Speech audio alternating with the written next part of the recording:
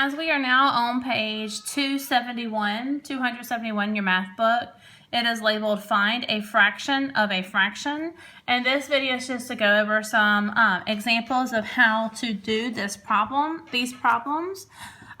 You were instructed to do numbers 1 through 14.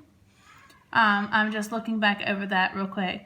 Yeah, so it's page 271, and you have to do problems number 1 through 14.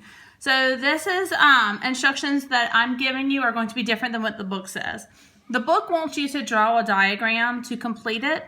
I am not interested in you drawing the diagram during this time.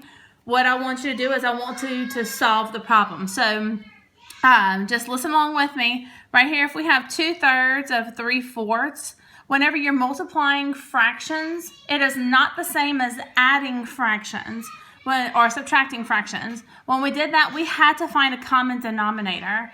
This time, we don't have to find a common denominator. What you have to do is you just have to multiply across. The 2 times 3, you're going to multiply your numerators together. That gives you 6. And then you multiply your denominators together. 3 times 4, and that gives you 12. So your answer would be 6/12. Then you have to reduce it into lowest terms. So we know it's an even number, so it can be reduced down lower, but I'm noticing that 6 can go into 12. 6 can go into 6 how many times? 1 time. 6 can go into 12 how many times? 2 times. So your answer is going to be reduced down to 1/2. So on the next 2 pages, page 271, and then it's going to go on to page 272. You're going to be doing problems number 1 through 14. It's going to look like this. Let me get my math book over in front of y'all so you can see. Down at the bottom, you'll see they have rectangles. They want you to draw out the diagrams. Is that important to know? Yes. Do I need you to do it right now today? No, I do not. So what I want to see is that you are multiplying your fractions together. I do not have my marker. My kids took my marker. So let's do number 1 together. We have 3/4 times 1/2. This would be problem number 1 is 3/4 times 1/2. And again, you're just going to multiply your numerators together, then multiply your denominators together. So 3 times 1 is 3. 4 times 2 is 8.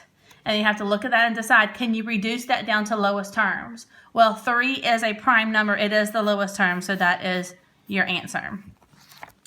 I'll look at number 2 as well. You're going to multiply your numerators together, then multiply your denominators together. So it's asking you to draw a diagram. I don't need you to do that right now. So I just need you to answer your problems.